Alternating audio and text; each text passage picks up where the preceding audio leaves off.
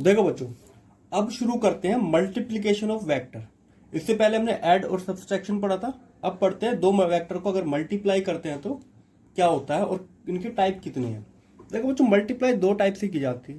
पहला होता है स्केलर प्रोडक्ट, स्केलर प्रोडक्ट। इसका दूसरा नाम क्या होता है? Dot product, dot product. ठीक है। दूसरा होता है हमारा वेक्टर प्रोडक्ट,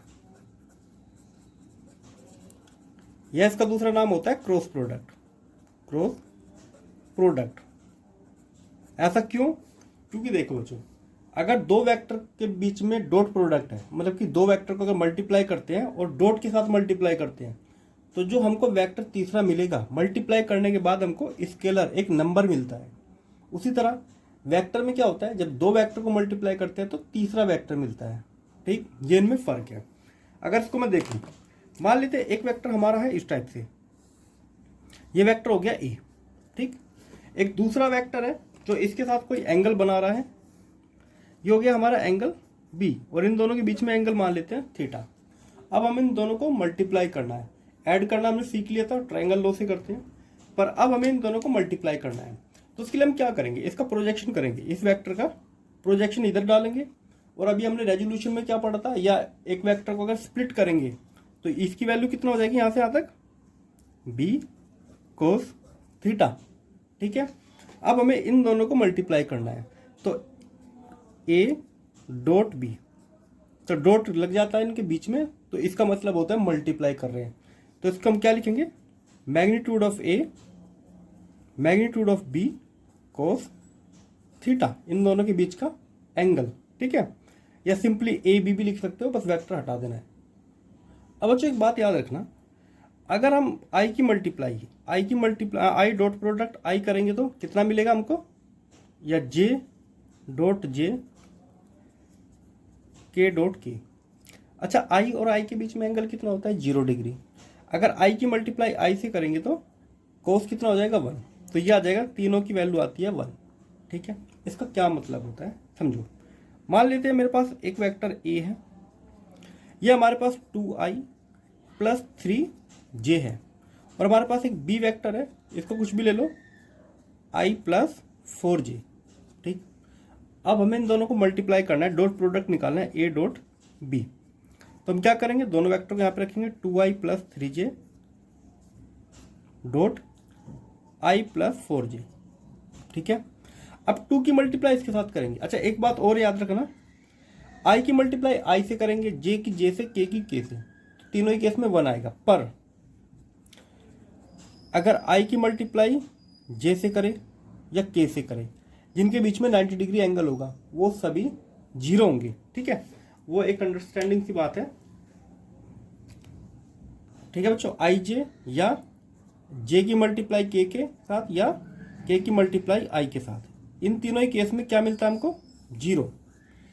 क्योंकि इन दोनों के बीच में i और j के बीच में एंगल कितना होता है, 90 डिग्री, और कोस 90 होता है 0 डिग्री। ठीक, अगर 2 की मल्टीप्लाई इसके साथ करेंगे, यहाँ पे 1 है तो मिलेगा 2, और i की मल्टीप्लाई i के साथ होगी तो 1।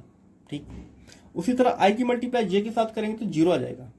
तो सिर्फ हमको क्या करना होता है, i की मल्टीप्लाई i के साथ और j की j के साथ, प्लस 3 की मल्टीप्लाई 4 से करेंगे तो 12, आंसर आ गया 14। इन दोनों की मल्टीप्लाई करके हमको एक स्केलर नंबर मिला है, इसलिए हम इसको स्केलर प्रोडक्ट कहते हैं, इनके बीच में डॉट लगा होता है। ठीक है, तो हमको एक कंप्लीट नंबर मिलता है, स्केलर नंबर। दूसरी बात आती है वेक्टर की। वेक्टर में क्या होता है, मान लेते हैं हमारे पास दो वेक्टर है, एक वेक्टर जैसे सेम यही ए वेक्टर हो गया ये, और दूसरा वेक्टर है हमारे पास बी, थीटा एंगल पे बी वेक्टर। अगर हमें इनका क्रॉस प्रोडक्ट निकालना है, हमें ए क्रॉस क्या लिखेंगे, ए क्रॉस बी। ये होता है हमारा A B sine theta. A B लिख सकते हो या मोड लगा के लिख सकते हो, जैसे हमने यहाँ पे लिखा, बात एक ही है। अच्छा, ऐसा करने से हमको क्या मिलता है, इन दोनों की क्रॉस प्रोडक्ट करने से हमको एक तीसरा वेक्टर मिलता है। ठीक है, उसको सी मान लिया, और सी क्या होता है, सी की डायरेक्शन इन दोनों से परपेंडिकुलर होगी। ठीक है, सी जो वेक्टर है वो परपेंडिकुलर होगा ए के, और जो सी वेक्टर है वो परपेंडिकुलर होगा बी के। इन दोनों ही वेक्टर के परपेंडिकुलर होगा। इसका मतलब अगर ये दोनों वेक्टर इसी प्लेन में है तो जो सी वेक्टर होगा या तो प्लेन के वो अपवर्ड डायरेक्शन में होगा, बिल्कुल ऊपर, या डाउनवर्ड डायरेक्शन में। डायरेक्शन निकालने के तरीके होते हैं स्क्रू रूल और राइट हैंड रूल, वो मैं अभी बताता हूँ। ठीक है, तो सी वेक्टर कैसे निकाल सकते हैं, इनके बीच में क्रॉस लग रहा है तो क्रॉस प्रोडक्ट, और यहाँ पे हमको जो तीसरा मिलता है वो वेक्टर ही मिलता है, इसलिए इसको वेक्टर प्रोडक्ट हम कहते हैं। ठीक है, तो अब बढ़ते हैं आगे। अच्छा बच्चों, इसकी एक बात और नोटिस करना, अगर आई क्रॉस करोगे जे से, या जे क्रॉस करोगे के से, या के क्रॉस करोगे आई से, हमेशा मिलेगा 0, वो हमेशा मिलेगा 1। इसको रहने देते हैं बच्चों, मैं अभी बताता हूँ इसकी डायरेक्शन कैसे निकालते हैं। बस ये याद रखना कि मल्टीप्लाई करते हैं तो कैसे 1 आता है।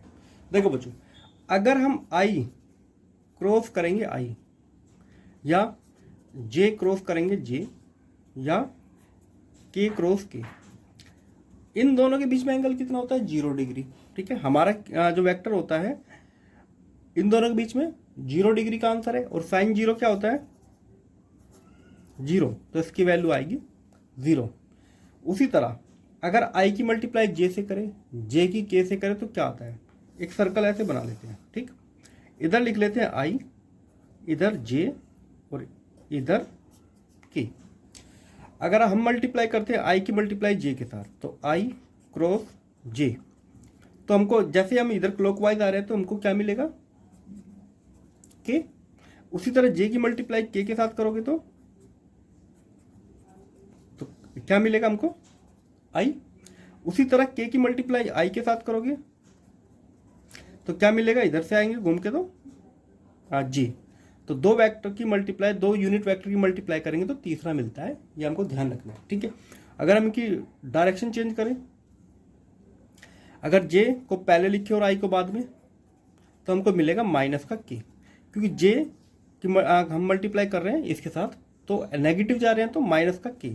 उसी तरह हम क्या करेंगे, अगर के की मल्टीप्लाई जे के साथ करें, के की मल्टीप्लाई जे के साथ, तो मिलना चाहिए माइनस आई, क्योंकि हम नेगेटिव डायरेक्शन में जा रहे हैं तो माइनस के आई। उसी तरह आई की क्रॉस मल्टीप्लाई करें के साथ, तो आई क्रेक करें तो माइनस का जी। ठीक है, तो डायरेक्शन बदल जाती है, ये ध्यान रखना है। अब जैसे मैं एक एग्जाम्पल, चलो इसको सोल्व करने का अभी एग्जाम्पल देता हूँ, उससे पहले हम एक चीज़ और देखते हैं इसके बारे में, कुछ प्रॉपर्टी। जैसे हमारे पास अभी हमने क्या किया था, डॉट प्रोडक्ट। ठीक है, उसकी प्रॉपर्टी देख लेते हैं। उसके बाद इसकी पहली होती है हमारी कॉम्यूटेटिव, ये ध्यान रखना है डॉट प्रोडक्ट की हो रही है। तो कॉम्यूटेटिव में अगर ए वेक्टर ए डॉट बी, इसकी वैल्यू इक्वल होती है बी डॉट ए। ऐसा क्यों, क्योंकि ए डॉट बी करके हमको क्या मिलेगा, एक स्केलर नंबर। ठीक है, तो कॉम्यूटेटिव प्रॉपर्टी होती है। दूसरा आता है एसोसिएटिव। अगर हमको 3 वेक्टर है हमारे पास, वेक्टर ए, देखो बच्चों दूसरी प्रॉपर्टी एसोसिएटिव नहीं होती, डिस्ट्रीब्यूटिव होती है। इसका मतलब क्या होता है, अगर वेक्टर ए है और डॉट प्रोडक्ट है बी प्लस सी, मतलब 2 वेक्टर ऐड करें और फिर मल्टीप्लाई करना है तीसरे वेक्टर से, या तो ऐसे करो, या हम क्या कर सकते हैं, डॉट प्रोडक्ट पहले निकाल सकते हैं और फिर इनको ऐड कर सकते हैं। देखो इस केस में क्या किया हमने, बी और सी को पहले ऐड करेंगे, मल्टीप्लाई बाद में करेंगे, या ए की पहले डॉट प्रोडक्ट बी के साथ निकालो और ए की सी के साथ, और फिर बाद में इनको ऐड करो, एक ही रिजल्ट मिलेगा। ठीक है, कोई इसमें प्रॉब्लम नहीं होगी। अगर तीसरा हमको क्या कहते हैं, तीसरी प्रॉपर्टी होती है अगर ए की मल्टीप्लाई वेक्टर ए की ए के साथ करोगे तो क्या जाएगा, हमको मिलेगा ए स्क्वायर। ठीक, क्योंकि इन दोनों के बीच में एंगल 0 होता है, cos 0 1 होता है, तो ए मल्टीप्लाई ए स्क्वायर हमको मिलेगा। फोर्थ प्रॉपर्टी क्या कहते हैं, ए डॉट लैम्डा बी। अगर बी के साथ कोई यहाँ पे रियल नंबर मल्टीप्लाई में 1 2 3 4 कुछ भी हो सकता है, तो हम क्या करेंगे, इसको बाहर ही ले लेंगे और फिर डॉट प्रोडक्ट करेंगे अंदर। ठीक है, तो इसकी मल्टीप्लाई बाद में कर सकते हैं, रिजल्ट पे कोई फर्क नहीं पड़ेगा, क्योंकि इन दोनों की मल्टीप्लाई करके हमको रियल नंबर ही मिलता है। ये तो थी डॉट प्रोडक्ट की। अब बात करते हैं हम क्रॉस प्रोडक्ट की प्रॉपर्टीज के बारे में। क्रॉस प्रोडक्ट पहला होता है नॉट कॉम्यूटेटिव। नॉट कॉम्यूटेटिव, इसका मतलब A cross B, A cross B is not equal to B cross A. देखो बच्चों, A cross B is not equal to B cross A. अगर ए को बी को पहले रखेंगे, ए को बाद में, तो दोनों इक्वल हमको वेक्टर नहीं देंगे। एक वेक्टर की जो डायरेक्शन होगी जस्ट उससे अपोजिट डायरेक्शन दूसरे की होगी, ठीक है। अगर इनका हम ऑर्डर चेंज करेंगे तो वेक्टर जो इसका तीसरा वेक्टर हमको मिलेगा उसकी डायरेक्शन भी चेंज हो जाएगी। कैसे, हम अभी थोड़ी देर में देखते हैं। दूसरी बात करते हैं हम डिस्ट्रीब्यूटिव की। दूसरी बात होती है डिस्ट्रीब्यूटिव। जैसे कि हमारे पास 3 वेक्टर है, ए क्रॉस बी प्लस सी। 2 वेक्टर ऐड है, तीसरे वेक्टर के साथ क्रॉस प्रोडक्ट करना है। ये तो ऐसे किया जा सकता है, या हम क्या कर सकते हैं, इसकी मल्टीप्लाई पहले अंदर कर सकते हैं, तो ए क्रॉस बी प्लस ए क्रॉस सी, ठीक है। दोनों में हमको सेम रिजल्ट मिलेगा। तीसरा आता है हमारा एसोसिएटिव। एसोसिएटिव इसका मतलब समझो, अगर हमारे पास वेक्टर है ए, देखो बच्चों, हमारे पास एक वेक्टर है ए प्लस बी, इसका क्रॉस प्रोडक्ट निकालना है हमको सी प्लस डी के साथ। तो हम क्या करेंगे, इसको अलग ही रखते हैं। ए की मल्टीप्लाई कर सकते हैं सी के साथ, तो ए क्रॉस सी, फिर बी की क्रॉस कर सकते हैं सी के साथ, या ए की करेंगे पहले डी के साथ, तो ए क्रॉस डी, ठीक है, plus B cross C, B cross C plus B cross D, B cross D. तो ऐसे भी लिखा जा सकता है, रिजल्ट पे कोई फर्क नहीं पड़ेगा, सेम ही रिजल्ट हमको दोनों केस में देखने को मिलेगा, ठीक। अब बात करते हैं कि क्रॉस प्रोडक्ट में डायरेक्शन कैसे निकालते हैं। देखो बच्चों, 2 तरीके होते हैं रूल निकालने के, और दोनों एक ही टाइप है। इसकी हमको डायरेक्शन कैसे निकालनी है। पहले नंबर पे आता है राइट हैंड स्क्रू रूल। समझो, 2 वेक्टर है ए और बी, और हमको क्रॉस प्रोडक्ट निकालना है ए क्रॉस बी। अच्छा ध्यान दो, इसका होता है ए बी साइन थीटा, ये हमको पता है, पर डायरेक्शन क्या होगी, हम ए से बी कर रहे हैं, तो ए से बी एंगल जो जा रहा है, एंगल किस डायरेक्शन में मूव कर रहा है, क्लॉकवाइज या एंटी क्लॉकवाइज, उसी हिसाब से हमको दिखाना है। ये जा रहा है एंटी क्लॉकवाइज। अब ध्यान दो, अगर एक स्क्रू को या किसी बोतल के कैप को एंटी क्लॉकवाइज डायरेक्शन में घुमाया जाता है तो ऊपर की तरफ आता है हमेशा। अगर मूवमेंट किसी की, अगर जो मूवमेंट है वो एंटी क्लॉकवाइज डायरेक्शन में है, जैसे स्क्रू का आप एंटी क्लॉकवाइज रोटेट करते हो तो वो ऊपर की तरफ आता है। तो इसी के लिए जो सी है, इसकी जो डायरेक्शन है वो ऊपर की तरफ होगी, ठीक है, अपवर्ड प्लेन। और जैसे ही हम अगर बी क्रॉस ए करेंगे तो एंगल हमारा क्लॉकवाइज डायरेक्शन में आ जाएगा, और क्लॉकवाइज में चीजें क्या होती है, डाउनवर्ड जाती है।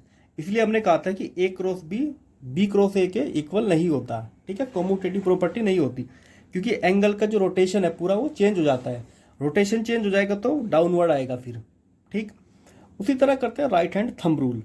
अब हम क्या करेंगे, हम अपनी जो हथेली है, ठीक है, उसको हम ऐसे करेंगे, तो जो हमारी हथेली जो होती है, अगर ये एंटी क्लॉकवाइज डायरेक्शन में है तो वेक्टर हमारा जो थंब है वो वेक्टर को डिनोट करेगा। जैसे इस केस में ये हमारा वेक्टर ए है और ये बी, एंगल जो है एंटी क्लॉकवाइज डायरेक्शन में है, तो इसी डायरेक्शन में हमने अपने जो हमारी फिंगर्स है उसको पकड़ लिया है। जो हमारा थंब है वो डायरेक्शन बताता है रिजल्टेंट या इन दोनों के वेक्टर की, ठीक है। तो इस केस में वेक्टर क्या आ रहा है, अपवर्ड डायरेक्शन में, क्योंकि हमारा जो थंब है वो अपवर्ड डायरेक्शन में है, ठीक। ये तो हो गई उनकी डायरेक्शन। बाकी हमने जो अभी एक सर्कल बना के दिखाया था वैसे भी कर सकते हैं। एक और तरीका है, अगर हमको ए क्रॉस बी निकालना है तो निकालने का तरीका क्या होता है। अच्छा, ए वेक्टर मान लेते हैं हमारा क्या है, एक्स आई प्लस 1 ले लेते हैं, यहाँ पे 1 जे प्लस जेड के। उसी तरह हमारा जो वेक्टर बी है उसको मान लेते हैं X two I Y two J plus Z two K. अगर हमको इनका क्रॉस प्रोडक्ट निकालना है जल्दी, या तो हम ऐसे कर सकते हैं, पहले एक्स की मल्टीप्लाई इससे करें फिर इससे फिर इससे, या ए क्रॉस भी निकालने का तरीका होता है डिटर्मिनेंट से। यहाँ पे लिखो आई, यहाँ पे लिखो जे और यहाँ पे लिखो के। x1 y1 z1, x1 y1 z1, x2 y2 और z2। इसको सॉल्व करके आ जाता है हमारा आंसर। इसको कैसे सॉल्व करते हैं वो मैं एक एग्जांपल से बताता हूं अभी। देखो बच्चों, 2 वेक्टर हमारे पास है ए और बी, हमको ए क्रॉस बी हमको निकालना है, ठीक है। निकालने का तरीका वही सिंपल, हम क्या करेंगे, आई जे के, ये हो गए हमारे सब यूनिट वेक्टर। फिर यहाँ पे जो नंबर्स है, नंबर्स पुट करेंगे, यहाँ पे आएगा -3 1 5 7 3 1। बहुत ध्यान से देखना इसको, काफ़ी वैसे आसान है, ज़्यादा मुश्किल नहीं है। अब हम क्या करते हैं, सबसे पहले हम चूज करते हैं आई को। ठीक, आई को रखो यहाँ पे, ब्रैकेट बनाते हैं। अब आई जिस कॉलम में है वो छोड़ देना हमको मल्टीप्लाई करनी है इनकी, इन चारों की, इसकी मल्टीप्लाई इसमें और इसकी इसमें, बीच में हमको माइनस लगा देना है। 1 की मल्टीप्लाई 1 से करेंगे तो 1, माइनस 5 की मल्टीप्लाई 3 से करेंगे तो 15। जब हम जे लिखते हैं तो इसका साइन बदल देते हैं, माइनस यहाँ पे लगा देते हैं। ठीक, अब हमको क्या करना है, जे लेते टाइम बीच वाली लाइन को छोड़ देना है। 3 की मल्टीप्लाई होगी 1 के साथ, तो -3 × 1, माइनस 5 की मल्टीप्लाई होगी 7 के साथ, तो 5 × 7 प्लस के को कुछ नहीं करना है, कोई साइन नहीं बदलना है हमको। अब इस वाली लाइन को हमको छोड़ देना है। ठीक, अब 3 की मल्टीप्लाई इसके साथ और इसके साथ, तो -3 × 3, -1 × 7, और उसको सोल्व कर देना है। यहाँ पे -14 आएगा, यहाँ पे लिख लो साइड में, A क्रॉस B हम निकाल रहे हैं। ठीक है, A क्रॉस B। ठीक है, माइनस अंदर सोल्व करेंगे तो -3 प्लस माइनस के 35 प्लस के यहाँ पे आएगा -9 माइनस के 7, तो A क्रॉस B आ गया हमारा। अब देखो बच्चों, ये हो गया -14 I। अब ये माइनस है, माइनस के 38 बाहर आएंगे तो प्लस के 38 J, ये माइनस के 16 हो गया तो -16 K। ठीक है बच्चों, तो ऐसे निकलता है क्रॉस प्रोडक्ट, ये ध्यान रखना, बहुत इंपॉर्टेंट है। अब मैं कुछ और चीजें बताता हूं। देखो, डॉट प्रोडक्ट की बात करें, इसमें कुछ फिजिकल क्वांटिटी होती है, जैसे वर्क डन। वर्क डन को हम लिख सकते हैं फोर्स, डॉट प्रोडक्ट होता है डिस्प्लेसमेंट के साथ। ठीक है, ये होता है हमारा डॉट प्रोडक्ट। ये आपको पावर निकालनी है। पावर भी क्या होती है हमारी, स्केलर क्वांटिटी होती है। वर्क या एनर्जी भी हमारी स्केलर क्वांटिटी होती है, क्योंकि इसका जो प्रोडक्ट करेंगे तो हमको स्केलर ही मिलता है। पावर क्या होती है, फोर्स मल्टीप्लाई वेलोसिटी, इसको इंस्टेंट पावर भी हम कहते हैं। तीसरा होता है, अगर मैग्नेटिक फ्लक्स निकालना हो, जो आपके 12th क्लास में आएगा, वो होता है मैग्नेटिक फील्ड मल्टीप्लाई जिस एरिया से मैग्नेटिक फील्ड पास होती है। तो ये तीनों ही क्वांटिटी हमारी स्केलर है, और जबकि ये वेक्टर क्वांटिटी से मिलकर बनी है, पर वेक्टर का डॉट प्रोडक्ट होकर बना है, तो इनका वेक्टर का जो वेक्टर होता है वो एलिमिनेट हो जाता है और हमको स्केलर क्वांटिटी मिलती है। कुछ हम करते हैं क्रॉस प्रोडक्ट या वेक्टर प्रोडक्ट। वेक्टर प्रोडक्ट के अंदर क्या क्या क्वांटिटीज आती है, सबसे पहला तो आता है हमारा टॉर्क। देखो बच्चों, टॉर्क क्या होता है, टॉर्क होता है R क्रॉस F, मतलब कि किसी चीज को रोटेट करना। ठीक है, जैसे एग्जांपल के लिए मानो ये हमारी एक R हो गया वेक्टर, और इस पे हम लगा रहे हैं फोर्स। ठीक है, तो ये क्या करेगा, इस तरफ रोटेट करना शुरू कर देगा।